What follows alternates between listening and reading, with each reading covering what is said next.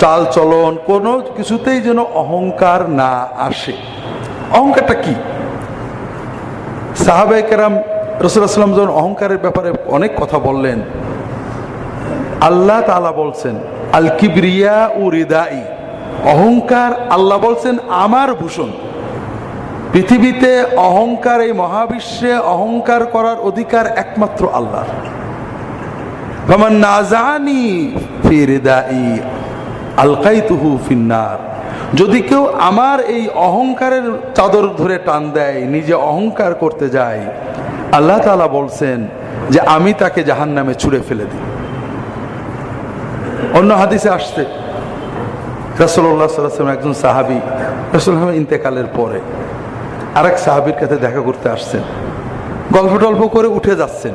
উঠার পরে এই সাহাবী খুব কাঁদছেন। তো সাহাবীর যারা মুরিদ সাথী সাহেব, তারা জিজ্ঞেস করছেন, ইয়া আবা আব্দুর রহমান, আপনি কাঁদছেন কেন এত? উনি কি বলে গেলেন যে আপনার এত কান্না আসছে? উনি বললেন যে উনি আমাকে বলেছেন, রাসূলুল্লাহ সাল্লাল্লাহু আলাইহি ওয়াসাল্লাম বলেছেন, লা ইয়াদখুলুল জান্নাতা মান কানা ফি কলবিহি মিসকালু দাররাতিন মিন কিবর, যার অন্তরের ভিতরে সামান্য পরিমাণ অহংকার থাকে ওই ব্যক্তি জান্নাতে যেতে পারবে না।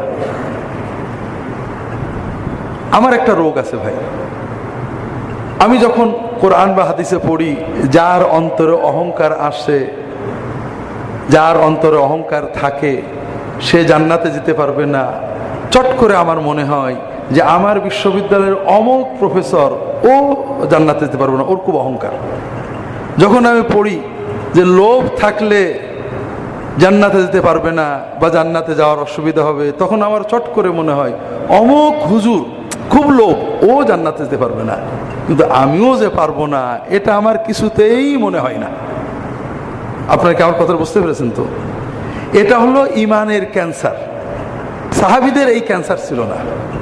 সাহাবীরা যখন কোনো হাদিস শুনতেন তখন নিজের গুনার কথা আগে চিন্তা করতেন, পরের কবর নিয়ে কখনো চিন্তা করতেন না। তারা নিজের কবর, নিজের আখিরাত নিয়ে চিন্তা করতেন। আমি আব্দুল আলমগীর হুজুর মানুষ, আপনারা মাঝে মাঝে ডাকেন, দাওয়াত দেন, জানাজা পড়াতে যাই, কবর দিতেও অনেক সময় যাই। যদিও একজন আমাকে বলছে যে ভাই আপনি খুব সুবিধা করেছেন, আপনি দাওয়াত টাওয়াত যান না, এতে সাবঅর্ডিনেট মৌলানাদের দাওয়াত এত বেড়েছে যে তারা সময় দিতে পারছে না। তা আমি এমনি দাওয়াতে কম যাই, তো তারপরেও তো মাঝে মাঝে আপনার দাওয়াত টাওয়াত দেন, হয়তো কবর দেওয়ার সময় গেলাম, জানাজায় থাকলাম, দাফন করলাম। আপনারা কি দেখেছেন কবর দেখে আমার কোনোদিন কান্না আসে? কোনোদিন কান্না আসে না। কারণ আমি কবরের আযাবের সব জানি, কিন্তু আমি জানি কবরে আযাব হবে, মন্ত্রী মিনিস্টার আমার বিরোধী, আমাকে যারা রাগ করে অমুক দল, আমার যে কবরে আযাব হবে আমার মনেই হয় না। তা চোখে পানি আসবে কি করে? আমার মনে হয়, আমার মনের অবস্থা এই যে আমি হুজুর মানুষ, আমার জন্য তো জান্নাত কনফার্ম। কবরে আযাব হলে ওদের হবে, আমার কেন হবে? এই জন্য কবর দেখলেও, দাফন করলেও আমার কিন্তু চোখে পানি আসে না। ওসমান রাদিয়াল্লাহু তাআলা আনহু কবর দেখলে বেহাল হয়ে যেতেন, অস্থির হয়ে যেতেন। তার সাথীরা প্রশ্ন করলো, ইয়া আমিরাল মুমিনিন, আপনি কবর দেখলে বেহাল হন কেন? তিনি বলেন যে রাসূলুল্লাহ সাল্লাল্লাহু আলাইহি ওয়াসাল্লাম বলেছেন, আল কবরু আউয়ালু মানজিলাতিন মিন মানাজিলিল আখিরাহ ফাহুয়া ইম্মা রাউদাতুম মিন রিয়াদিল জান্নাহ ওয়া ইম্মা হুফরাতুম মিন হুফারিন নার। কবর